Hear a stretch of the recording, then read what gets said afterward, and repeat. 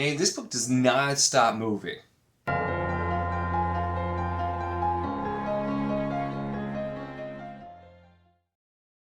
Hello and welcome to my channel. In this video we're going to be talking about The Bloodstones by Tori Tecken, a book I've been looking forward to getting to for a while and finally did so, and did not let me down at all here.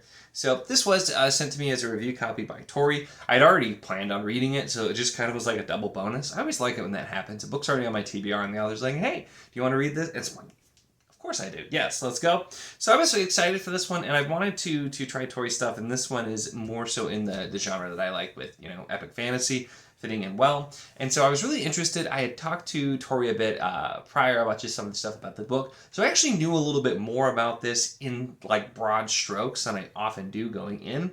But yet I still, I wasn't entirely sure what to expect here with getting started with this, but there's so much that goes on in this book, and yeah, a lot that I want to talk about. The first main character, we spend kind of the first part of the book with is Garen, and we have the opening where him and his brothers see somebody who is being executed, and this kind of ceremony that goes around with it, and specifically with their name not being worthy and it's not supposed to be remembered.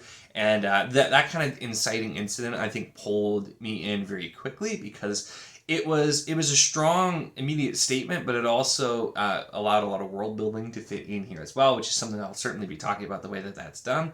But then there's a big political situation that's going on with Garen, with his father and his brothers, and a lot more going on there. And some other big stuff I can't really say without spoilers. And so that's kind of the first character that we're following. And then the second character that we also spend a lot of time with is Sindri. And that's a very different plot line. She's in a kind of far off place and is the daughter of a warlord. And here once again, with the introduction of this character, we get a lot of world building that's kind of put in there with the ideas of the closed fist and the open hand. So like coming at something like the closed fist is the war leader, the open hand is more like the diplomat kind of person as well. So interesting ideas that are put there. But she is getting into some trouble when she kills somebody that she probably shouldn't have. And then there's also a lot of politics and things going on there as well here also. So this is the first book in a series, and often you get that where you can have a book that feels kind of like a setup book, and so you're like, okay, this seems like this is going to get better, but we're doing a lot of setup here. The Bloodstones is not that at all. This is, in so many ways, this is a setup book. Because it builds up to so much more that's going to be happening, but it does it in a way that it never feels like a setup book, if that makes sense, because it's very fast-paced, and it moves things along very quickly, and it does a lot and uses some mechanics in the way that it's written to really accomplish a lot in a short amount of time, so that we never feel like we're sitting around, we're waiting, or we're taking forever to get anywhere. So there's no spot here that it feels slow. It's a very fast-paced novel where there's a lot happening, and that's what honestly makes it even more impressive with how much world building is packed in here. So I'm very world building focused. I've said it before, I'll say it again. I love exploring a world, and there definitely are authors who just kind of stop and explore the world. I tend to be okay with that. I know a lot of people don't like that, but so I think if you're the kind of person that's like, okay, yeah, the world building is interesting, but I don't want to just sit and dwell on it, you'll probably like the style here, because we're learning as things happen, as there are events that happen, as things happen with our characters, things are always going on, and we're kind of learning about these different customs, cultures, political leanings, things like this. All of this stuff we're learning about on the fly as we go, and it's a style that for me works really, really well. And it's something too I pointed out in Andrew D. Meredith, his writing, although a very different style.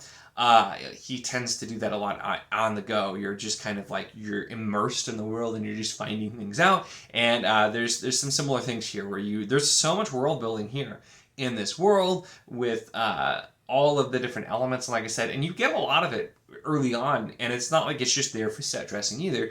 It makes sense. It's really important parts of it. The whole idea of being like having the ceremony of somebody being unworthy and not having a name, that kind of thing. The whole closed fist, open hand. Those are really integral parts of the societies that they come from, and so I really enjoyed the way the world building was done. The characters I also think are strong, and the way they're written too. And I'm trying to, I might have to talk some spoilers here, but I'm trying to keep it spoiler free here. But the characters, the way they're written too, they have a lot of moments that I think really give you a deeper look into them. And there's also some really important scenes, and the way that they're crafted, where maybe it's not the actual main character who's experiencing something or having something happen, it's a different character. And I think that also not only allows you to see the character growth going through these other characters indirectly, but it also made it feel more realistic to me as well, which is about as vague as I can say it without getting into spoilers. So I think I am going to talk some spoilers here, because there's a few things that I feel like I can't talk about spoiler free that I really want to talk about. So I'm going to talk some spoilers. If you haven't read the book, I'll put a tag where you can jump and skip forward to where I'll go over kind of final thoughts and other non-spoilery content there. But we're going to start the spoilers here for now. So the big thing, I couldn't think of any way, and you might not consider it a spoiler, but I kind of do, because I really wasn't expecting it, and it was interesting to see is that there are time jumps in this book, and there's more than one.